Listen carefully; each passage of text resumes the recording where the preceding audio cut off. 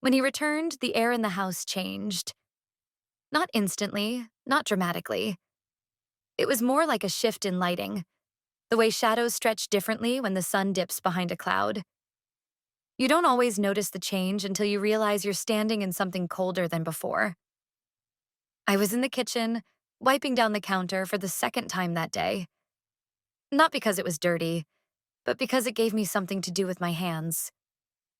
My husband had picked him up from the train station. They were laughing in the driveway when they arrived, my husband clapping him on the back like he was still a boy, not the grown man who stepped into our foyer and filled it with his presence. I hadn't seen him in nearly 2 years. He had moved out west for work and hadn't visited since. At first, we kept in touch. Holiday messages, quick calls, but those faded. I didn't think much of it. He was busy, I told myself. That's what people did when they built lives elsewhere. But seeing him again, I wasn't prepared for what time had done. He'd shed the last remnants of youth and replaced them with something I couldn't name. Something watchful. Something solid. He hugged me when he walked in. Just a polite embrace, but it stayed on my skin like perfume. There was no reason for it. Nothing improper. But I felt something warm press through the cotton of my dress and settle behind my ribs. I told myself it was surprise. Nothing more. My husband poured wine that evening, called it a small celebration. To being under the same roof again, he said, raising his glass. We clinked. I smiled. I even meant it mostly. He'd always missed his son, and now he was home, at least for a little while. That night, long after we went to bed, I got up for water. The hallway was dim, only the amber glow from the porch leaking in through the blinds. I didn't expect anyone else to be awake, so I didn't check my reflection before heading to the kitchen. My robe wasn't tied properly. My hair was loose, sticking to the back of my neck. He was already there, standing barefoot near the sink, holding a glass and staring out into the yard. He didn't startle when he saw me. He just turned slowly, eyes adjusting to me like I was part of the dark. Can't sleep? He asked. His voice was deeper than I remembered, less unsure. It struck something inside me, something thin and neglected. I nodded. You? He lifted his glass. Just water. I should have left then. Said goodnight, turned around. But I didn't. I walked to the fridge, opened it, even though I wasn't thirsty. I didn't want to leave the room first. I didn't want him to think I was uncomfortable. I didn't want him to think I was anything at all. He leaned against the counter, watching me. Not in the way young men sometimes look, hungry or careless, but in a way that felt like reading. Like he was waiting to understand me. You kept the same pictures, he said, nodding toward the gallery wall. That one in the corner from the lake. It's one of his favorites, I said, referring to my husband. He says it's the only time you smiled without being told to. He gave a quiet laugh, and I felt it in the small of my back. Then silence stretched between us, long and taut. I realized I hadn't moved. My hand was still on the refrigerator door, fingers curled around the edge like I needed it for balance. He didn't break the silence. He didn't move closer. He just stood there, eyes on mine, patient. I mumbled something about the time and turned away, not quite meeting his gaze. My feet moved faster than they should have, the way they used to when I was 16 and someone looked at me too long. In the hallway, my heart was beating hard enough to echo. Back in bed, I lay awake, listening to the sounds of the house. The creak of wood, the hum of pipes, the distant click of a closing cabinet door. I didn't hear his footsteps. I didn't know if he stayed in the kitchen for minutes or hours, but I knew he hadn't followed me, and that somehow disappointed me more than I could admit. The next morning, I wore a long skirt and a silk blouse I hadn't touched in months. Not for him, I told myself. It was just the weather, just coincidence. But when I came downstairs and saw him in the garden, shirt sleeves rolled up, hair wet from the morning shower, I stood a moment too long in the doorway, just watching. And he looked up. And he saw me. It had been 5 days since his return, and the house had slipped into a new rhythm. Not disrupted, not chaotic, just subtly altered.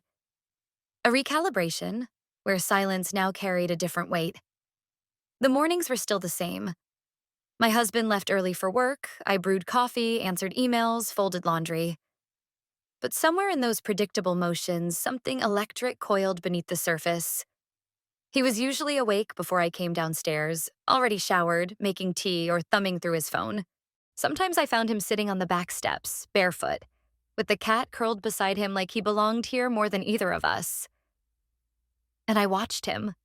From windows, from doorways, from behind the steam of my mug, always pretending I wasn't looking. That morning, I lingered longer over my reflection than usual. The mirror in our bedroom didn't lie, but it didn't betray me either. I didn't wear anything daring, just a fitted cream-colored dress that ended at the knee, cinched at the waist with a soft belt. Modest, but the fabric clung lightly in places where I still liked to feel watched. I added a pale gloss to my lips. Not for him. Just for myself. I told my husband I'd rearrange the guest room while he was gone. Something about wanting more natural light, better airflow. He smiled and kissed my temple, already preoccupied with his phone. After he left, I walked up to the second floor with a notebook and a tape measure, but my head was somewhere else. I could feel it before it happened. The quiet behind me, the faint pressure of someone standing just out of frame. He appeared in the doorway, hair damp, carrying 2 mugs of tea. His shirt was unbuttoned at the collar, his sleeves pushed to the elbow. He looked like a man halfway between comfort and decision. "I figured you'd need caffeine if you're moving furniture," he said. I took the mug from him, fingers grazing his. Too long to be casual, too short to be deliberate. "Thanks," I murmured, not trusting the sound of my own voice. We spent the next hour moving the bed frame to the opposite wall. The mattress was heavier than I remembered, the headboard awkward against the corners of the room. We worked silently, trading glances only when absolutely necessary. But even in silence, something swelled between us. It wasn't tension. Tension had an edge, a warning. This was something rounder, fuller, like a held breath. At one point, as we shifted the dresser, a bracelet slid off my wrist and rolled beneath the bed. I bent to reach it, but couldn't see it. He knelt beside me, their shoulders brushing. His arm stretched under the frame, and as he handed it back to me, our eyes met. Too close. Too sudden. I didn't move. There was a hesitation, a split second where the moment could have passed without consequence. But it didn't. He didn't speak. Just looked at me with that calm, disarming focus I had forgotten men could have. And slowly, like testing a memory, he leaned in. The kiss wasn't urgent. It didn't crash or burn. It settled, soft, uncertain, suspended between daring and apology. His lips met mine with almost unbearable gentleness, as if asking a question he didn't have the words for. I didn't respond, but I didn't pull away. I stayed there, stunned by the quiet of it, by the stillness in my own body. Then I stood. My bracelet clutched in my fist. My heart thundered in my chest like something trying to escape. I walked out of the room without a word, without turning back. Not out of anger, but because if I stayed even 1 second longer, I knew I'd reach for him again. Downstairs, I washed my hands twice. The water was too hot. The soap smelled too sweet. Everything felt exaggerated, theatrical, like I was performing the role of someone composed. I sat at the dining table, staring at the untouched notebook, and tried to remember why I came upstairs to begin with. Nothing came. The rest of the day passed like sleepwalking. He didn't come down for lunch. I didn't call him. By the time my husband returned, I'd lit candles, played music, made pasta from scratch, an overcompensation that even I could barely stomach. He noticed the effort, complimented the sauce, kissed my cheek, and asked about the guest room. I told him it was nearly done, that everything was fine. But later, lying beside him in bed, his arm draped heavily across my hip, I felt nothing but space. Not physical, emotional. Like I'd become a room he used to spend time in, now repurposed for storage. I closed my eyes, replaying the kiss. Not for guilt, but for clarity. Because it hadn't been about lust or betrayal or reckless impulse. It had been about recognition. The terrifying, irresistible pull of being seen, truly seen, after so long of feeling invisible. And I knew even then that it wouldn't be the last time. My husband suggested it like an afterthought over breakfast, somewhere between reading the news and buttering his toast. You know, he said, he could stay here a while longer, until he figures out his next move. It's a big transition. Might help to have family around. He didn't look up as he said it, didn't notice how my hand froze mid-reach toward the coffee pot. I nodded before I could stop myself, my voice barely audible above the clink of his spoon in the sugar bowl. Of course. That makes sense. It made perfect sense, objectively. And yet, that one decision rearranged everything inside me like plates shifting under the ocean. I could feel the tremor long before it would surface. From that day, the house began to hum with a frequency I couldn't ignore. The spaces between rooms felt shorter. The air grew heavier in hallways, in kitchens, in stairwells. It wasn't just that he was here. It was how present he was.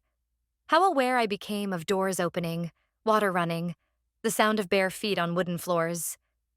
I began to anticipate his movements the way you anticipate a storm before you hear thunder. We developed a rhythm that never announced itself. In the mornings, I lingered in my robe longer than necessary. I chose fabrics that moved with me. Soft cottons, satin hems that brushed against skin like memory. I didn't name the impulse. I just allowed it. I'd enter the kitchen to find him already there, sipping coffee, reading on his tablet. He never said much. Sometimes just lifted his eyes as I walked in, holding my gaze a beat too long, and I'd feel something stir in my abdomen, low and warm and dangerous. I told myself it was harmless, that nothing had happened. Not really. One kiss, accidental, a moment suspended. But in truth, something had already taken root. Not in my body, in my attention. I was aware of him constantly, even when he wasn't in the room. One afternoon, we crossed paths in the upstairs hallway. I was carrying towels to the linen closet. He'd just come out of the shower, a white t-shirt clinging to damp skin, his hair curling slightly from the humidity. He stepped aside to let me pass, but neither of us moved immediately. I felt the heat of his body before I saw his expression. Open, careful, waiting. Not presumptuous, not aggressive, just there. I said something about the weather. Useless words, tossed into the space like pebbles into a lake, watching the ripples spread. He nodded, eyes dropping briefly to the floor before returning to mine. We didn't touch, but the narrowness of the hallway meant I could smell his skin. Fresh soap, something herbal and clean. I walked past without brushing against him. It felt like swallowing a scream. That evening, I dressed slowly. I chose a long navy blue dress with a low back, not revealing, but undeniably feminine. I added a pair of earrings I hadn't worn in years. Silver, delicate, a gift from a time I used to feel desirable.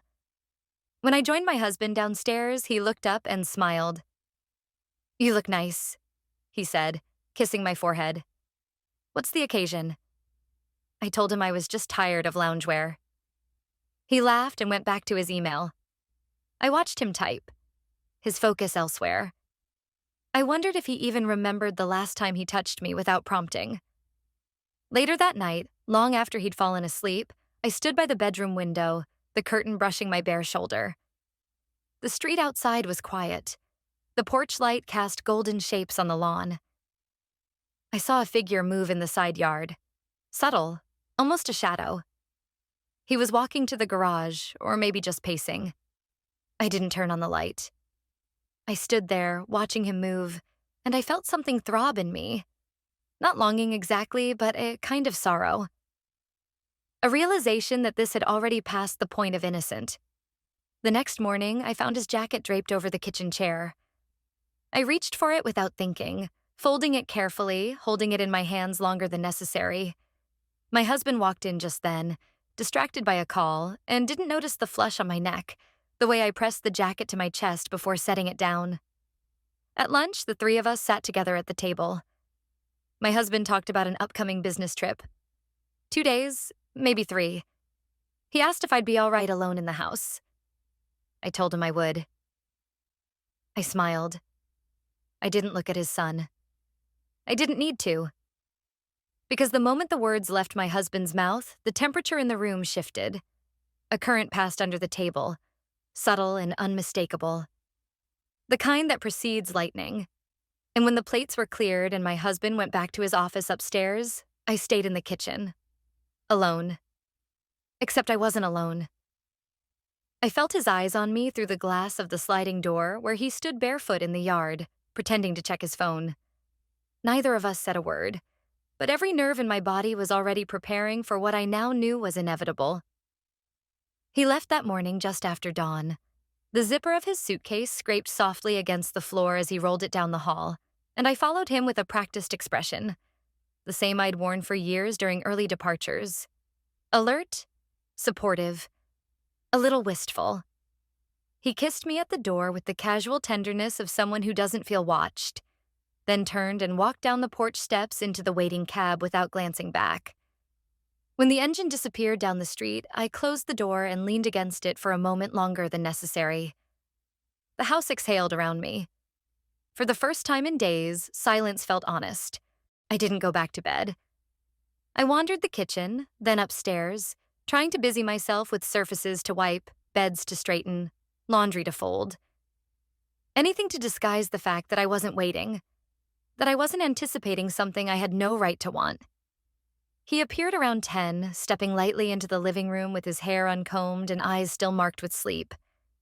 He mumbled a soft morning and moved past me into the kitchen, and I stood frozen for a second, caught in the quiet intimacy of his presence. There was no tension between us. Not then. Just an awareness so thick it hovered like heat above asphalt. I found myself watching the curve of his shoulder beneath his t-shirt, the angle of his jaw when he yawned. These were not new things. I'd seen them before. But now my body recognized them differently. Not as neutral shapes in the landscape of domesticity, but as something alive. Something awake. Around noon, I offered to go look at furniture, an excuse so weak it practically echoed. He hesitated, then nodded. We drove together to a warehouse a few miles away, one my husband and I had visited once but never returned to. The drive was mostly silent, save for the soft patter of rain on the windshield and the occasional blink of turn signals. There was no music. We didn't need it. The sound of our breathing, the rhythm of the tires on wet roads, that was enough. The furniture store was half lit and smelled faintly of dust and new fabric. We wandered slowly, barely speaking, occasionally stopping to test the edge of a sofa or the back of a chair. At one point, I sat on a pale gray love seat and leaned back, eyes closed. I could feel him watching me. I didn't open my eyes. I didn't have to. When I stood, the hem of my dress caught on the upholstery, and I reached down instinctively to free it. He stepped forward, fingers brushing the fabric before I could reach it. His knuckles grazed the inside of my knee, a fleeting contact, but deliberate. I looked up, and our eyes locked. Neither of us smiled. In the car, the rain thickened, making everything feel further away. I sat with my hands in my lap, fingers curled around themselves. He kept his gaze on the road, but spoke after a long silence. "You don't need a new couch," he said without inflection. I didn't answer right away. Then, without turning to him, I replied, "I know." We didn't speak the rest of the drive. Back at the house, he opened the garage door and pulled the car inside. I moved to get out, but before I reached for the handle, he said my name. Quietly, just once. I turned toward him, slowly, like I was underwater. He looked at me not like a man asking permission, but like someone preparing for consequence. I said nothing. He didn't move. The moment hung between us like something delicate and shatterable. I stepped out of the car first. Inside, I busied myself with groceries we hadn't bought, setting things into the fridge just to give my hands a task. He entered the kitchen and leaned against the counter, arms crossed, watching. I could feel the air between us grow denser, as if the walls were tilting inward. He stepped closer. I didn't move. He reached past me to grab a glass from the cabinet. A harmless motion, utterly ordinary, but his chest brushed lightly against my back, and my breath caught before I could hide it. The sound filled the space like a confession. Later that evening, after I showered, I stood in front of my closet for almost 10 minutes. My hand hovered over an old cardigan before choosing something softer. A fine knit blouse, light and fitted, the kind that lay like a whisper against the skin. I added a long necklace, something that drew attention to the hollow between my collarbones. It wasn't vanity. It was readiness. I found him outside, seated on the back steps, the air cool but not cold. I joined him without a word. He passed me the glass he was holding, and I took a sip without asking what was in it. The drink was warm with bourbon and something sweeter underneath. We sat like that for a while, not touching, not talking, just letting the dusk settle around us. A breeze lifted a strand of hair from my cheek, and before I could brush it away, he reached out and tucked it behind my ear. That's when I looked at him. Really looked. The moment stretched, breathless. No movement. No rush. His hand lingered at my cheek, not possessive, reverent. My body leaned into it without thought, like leaning into warmth on a cold day. His fingers slid gently behind my neck. I didn't close my eyes. When he kissed me, it wasn't soft like the first time. It was fuller, firmer, not urgent, but aware. I felt his mouth on mine like a truth long denied. And this time, I kissed him back.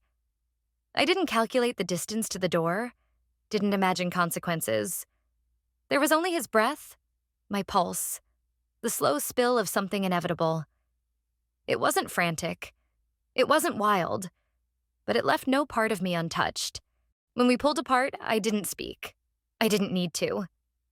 He stepped back, leaving his warmth in the space between us. I turned toward the house, walked through the sliding door, and closed it gently behind me. 10 minutes later, my husband called. His voice was soft, distracted, casual. "Just checking in," he said. I answered normally. My voice didn't tremble. My hand didn't shake. But my lips still tasted like someone else. I woke the next morning to the sound of rain ticking gently against the bedroom window. The sky outside was a flat, dull gray, the kind that blurred the edges of the trees and softened the light in every room. My husband wasn't due back until the evening. I lay in bed for a long time, staring at the ceiling, waiting for the guilt to arrive in full. It didn't. Or rather, it came in a different form. Not as punishment, but as a strange, humming clarity, like finally understanding a language I had only pretended to speak. I moved through the morning in silence, my footsteps light on the hardwood, the sound of water boiling for tea the only reminder that time was passing. I didn't see him until late afternoon. He came down the stairs slowly, his shirt rumpled, his expression unreadable. We didn't greet each other. We didn't smile. We passed each other in the hallway like strangers with shared history. I spent most of the day in the kitchen preparing dinner. Not because I wanted to, because I had to. My husband had messaged me before boarding his flight, saying he was looking forward to a warm meal and a quiet night. I read that message 3 times. There was nothing suspicious in it, nothing probing or overly affectionate, just his usual softness, the kind of affection that folds neatly into habit. I set down my phone and stared at the tiles for several minutes, my hand resting on the countertop like it might hold me up. I chose a recipe that required time. Slow-cooked vegetables, marinated meat, a sauce that simmered for hours.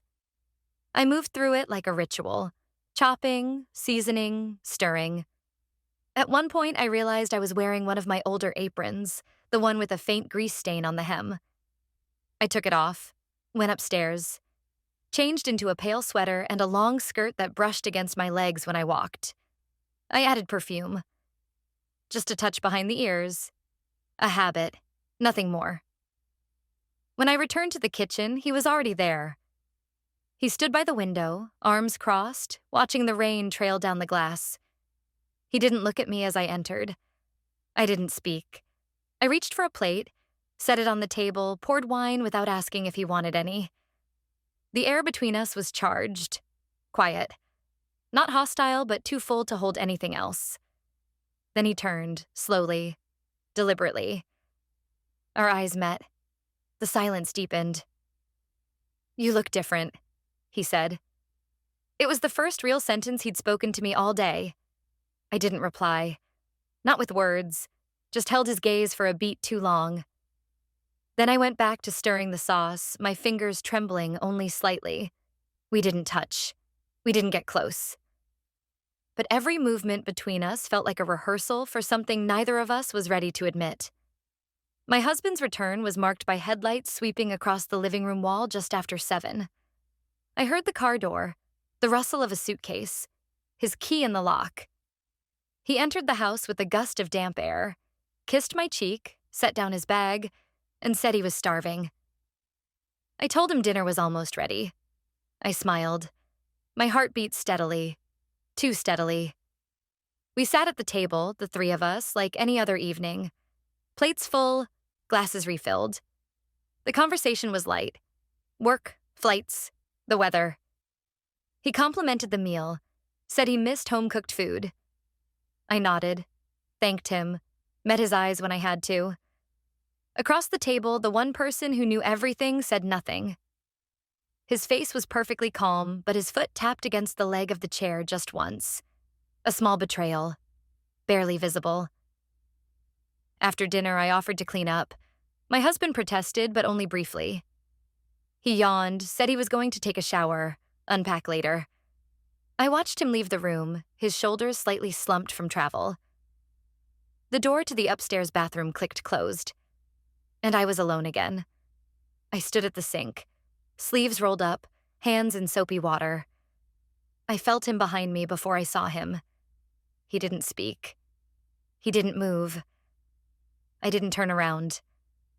I just kept washing the same dish over and over, the sponge making soft circles on ceramic that was already clean. "You shouldn't be in here," I said finally, my voice low. "I know," he answered. The sound of the water masked the silence that followed. "I can't stop thinking about it," he said. "About last night." "I haven't stopped either," I whispered. He stepped closer, not touching me, just breathing in the same space. I could feel the heat of him at my back, the way my body leaned toward him without permission. I gripped the edge of the sink to stop my hands from shaking. "You kissed me back." I closed my eyes. "I know." A pause, long, heavy.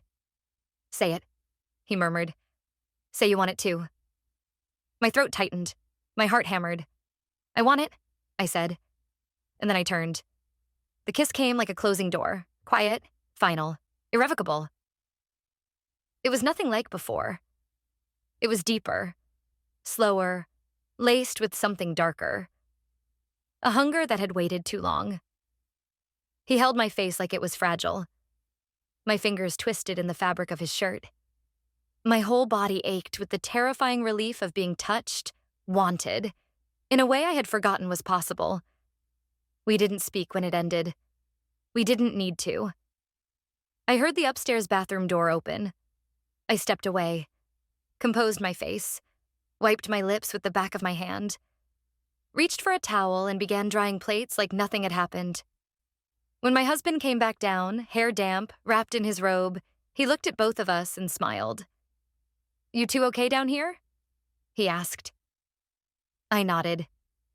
"All good," his son replied, his voice calm, casual.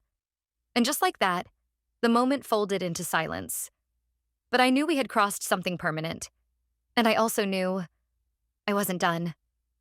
The morning after the second kiss came like a ghost, quiet, cold, and everywhere. I lay in bed next to my husband, who was snoring faintly, one arm draped across my side like a gate. I stared at the ceiling, unable to move. Not because of fear, and not even because of shame. It was something stranger, more difficult to explain. A kind of weightlessness mixed with dread, like falling in slow motion. He had kissed me in the kitchen. I had kissed him back.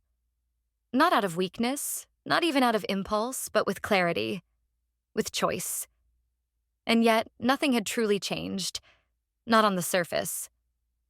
The dishes had been washed, the towels folded. I'd brushed my teeth, undressed, slipped into bed. My husband hadn't noticed anything. Or maybe he had, and he simply didn't want to ask. At breakfast, everything was ordinary again. Painfully, meticulously ordinary. The three of us sat at the same table, under the same light, with the same rituals. Toast, coffee, emails, weather. My husband was in good spirits, talking about some upcoming conference, his hand casually resting on mine as he spoke. I nodded at all the right moments, smiled when he did.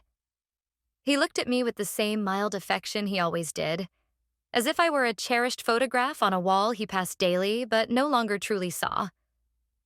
Across from me, the man I had kissed looked down at his phone, scrolling, unreadable. His jaw was tight, his shoulders slightly hunched. Not a single glance in my direction. It was almost theatrical, the way we pretended nothing had happened. But something had. The air between us now carried memory. When I passed him in the hallway later that morning, my shoulder brushed his and my skin lit up like it remembered. I didn't speak. He didn't look at me. But I could feel his breath hitch just slightly, the way my presence rattled him now, even in stillness. I stayed home that day. My husband went into the city, a full work schedule ahead. I told him I had a migraine. He kissed my temple, told me to rest, that he'd be back late. I did not rest. I spent the hours pacing the house in soft socks, trying to focus on emails I never answered, opening cabinets I didn't need to open. I checked my reflection more times than I could count, as if I might catch some trace of guilt written on my skin. But there was none. Only the faintest flush at my collarbone, a reminder of hands that had not yet dared to travel too far. Around 3, I went into the garden with a book I had no intention of reading. I sat on the bench near the ivy wall, where the sun occasionally broke through clouds. I was barely there for 10 minutes before I heard the back door open. Footsteps. Then silence. When I turned my head, he was standing near the terrace, watching me. Neither of us spoke. He walked toward the edge of the yard and leaned on the fence, pretending to check something on his phone. I watched him from the corner of my eye. The way his fingers fidgeted with the hem of his sleeve. The way he pressed his tongue to the inside of his cheek like he was trying not to speak. I closed the book. "Why are you avoiding me?" I asked, my voice barely above a whisper. He looked over slowly. His expression didn't shift. "I'm not," he said. "You haven't looked at me since last night." He turned fully toward me, hands in his pockets now, his face unreadable. "If I look at you," he said, "I'll want to touch you. And if I touch you, I won't stop." I felt something deep inside me clench, not with fear, but with recognition. My throat tightened. I stood slowly and walked past him toward the house, not saying another word. But I didn't go inside. I stood just inside the shadow of the back doorway, where I knew he could still see me. My hand rested lightly on the doorframe. I didn't turn. I didn't have to. Later, when my husband returned, I was in the kitchen again. The lights were warm, music low. I wore a fitted black dress with a high neckline, simple gold earrings. I told him I was feeling better. He said I looked radiant. I smiled. It felt like borrowing someone else's face. That evening, the three of us watched a movie. Or pretended to. My husband on the couch, me beside him, and him, seated on the rug, leaning back on one arm, close enough to touch my leg, but careful not to. My husband's hand occasionally rested on my knee. His son's eyes never left the screen. The movie ended, and my husband yawned, said something about calling it an early night. He kissed my cheek, whispered something about waking him if I couldn't sleep. Then he disappeared up the stairs. I stayed. He stayed. Minutes passed, and then very slowly he turned to look at me. This time there was no restraint in his gaze. It was thick with everything we hadn't said, everything we'd let happen, everything we hadn't dared yet. "We need to stop," I said, voice thin. "Do you want to?" My breath caught. I didn't answer. He stood and moved toward me, steps measured. I could feel the warmth of him before he reached me. But he didn't touch me. Instead, he stepped even closer, leaned down slightly, and whispered. Not in my ear, but near my throat. Close enough that I felt the vibration of his voice in my skin. "I dream about you every night." Then he turned, walked past me, and left the room. I stood there, alone, heart racing, unsure of whether I wanted to cry, scream, or follow him. Instead, I walked upstairs in silence, the sound of the floor creaking beneath me the only proof that I was still grounded in a house that was slowly ceasing to feel like mine. In our bedroom, my husband slept soundly, one arm draped across my pillow, his breathing steady, unaware. I lay beside him and stared into the dark for a long time. I didn't dream. I didn't sleep. I just waited for the sound of footsteps that didn't come. But God, how I wanted them to. Evening crept into the house like fog, slowly, soundlessly, until every room felt damp with something invisible. It was my husband's birthday. The table was already set, the dining room filled with the comforting scent of rosemary and butter. Candles flickered beside folded napkins, glasses sparkled in the soft light. I'd spent hours preparing everything. Roasted lamb, wild rice with cranberries, a homemade cake with lemon icing.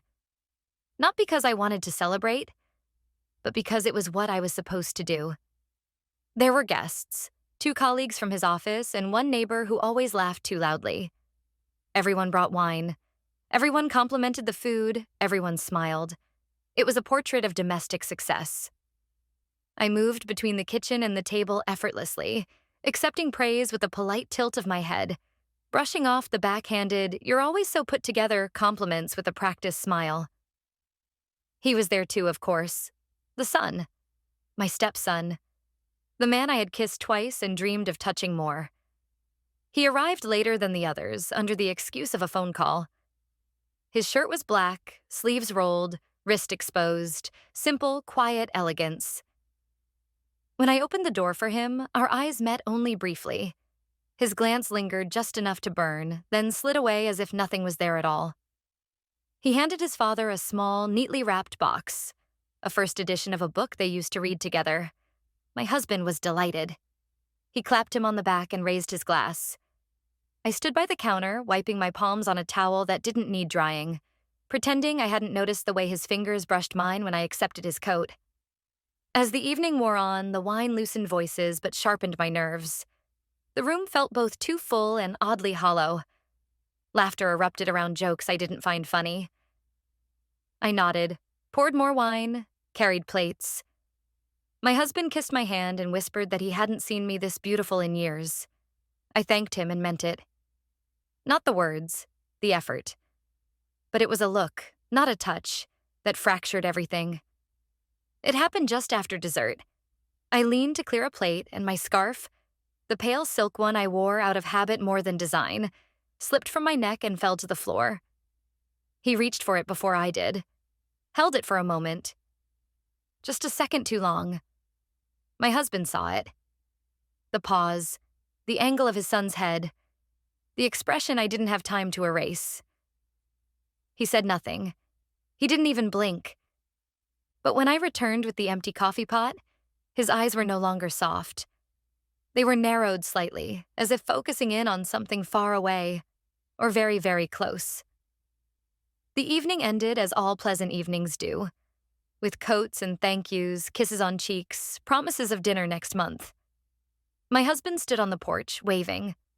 I cleared the glasses, loaded the dishwasher, wiped the table 3 times. He stayed behind, helping with the leftovers. We moved in careful choreography, never brushing, never speaking more than we had to.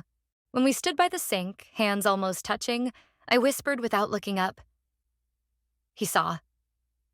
He didn't reply immediately. Then, quietly, I know.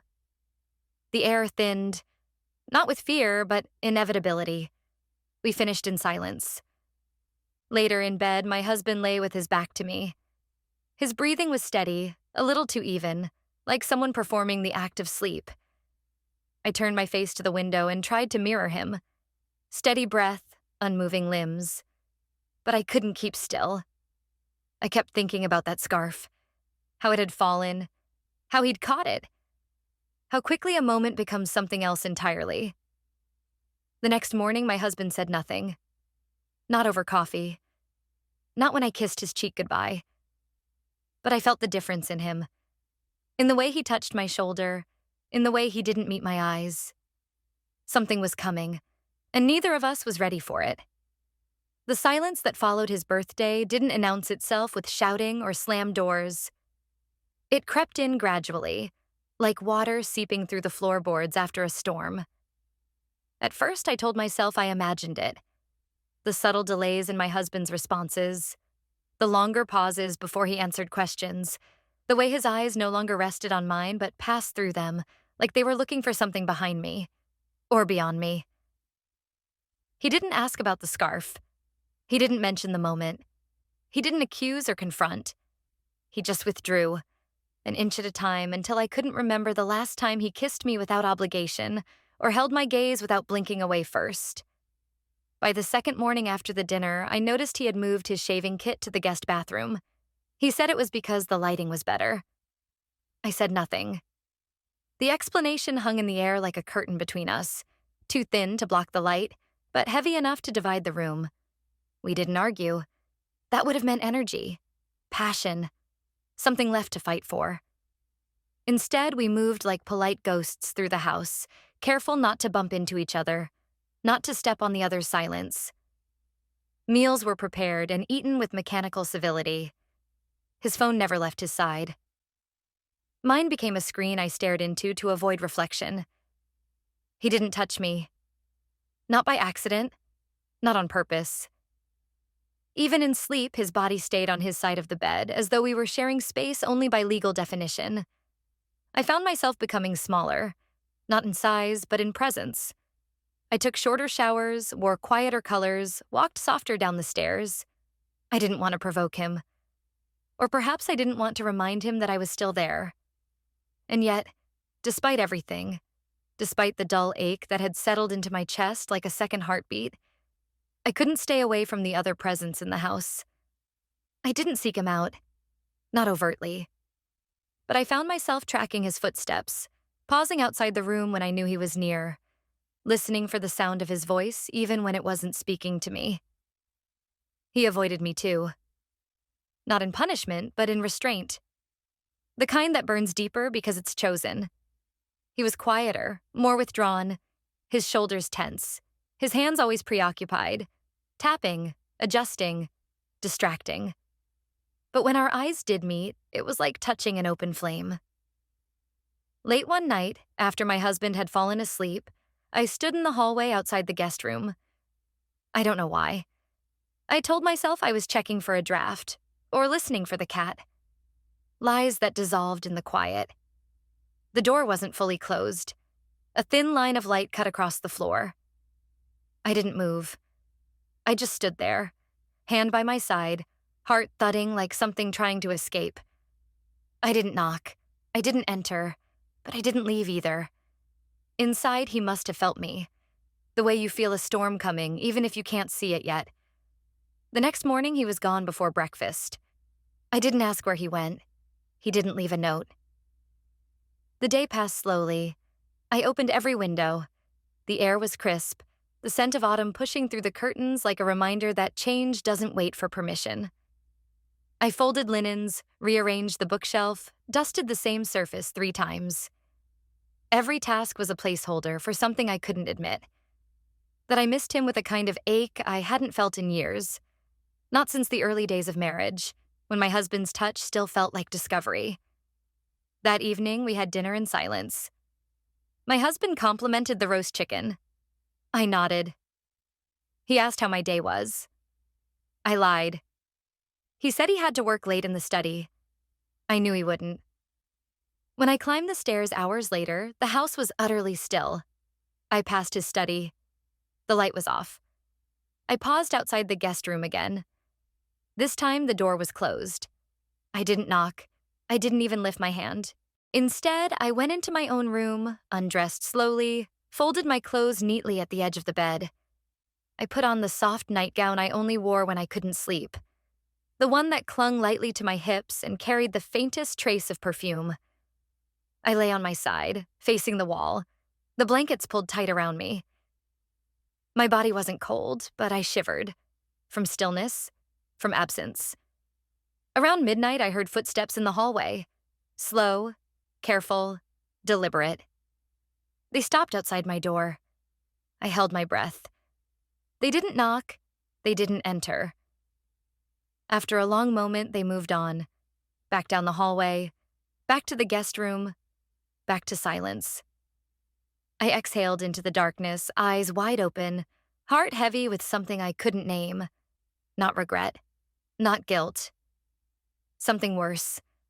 Something like longing, but older, deeper, threaded with shame and want and the unbearable knowledge that once a line is crossed, it never really disappears. It just waits for the next step. He returned 3 days later with the same casual air as when he first arrived, as though nothing in this house had fractured, nothing had burned beneath its quiet floors.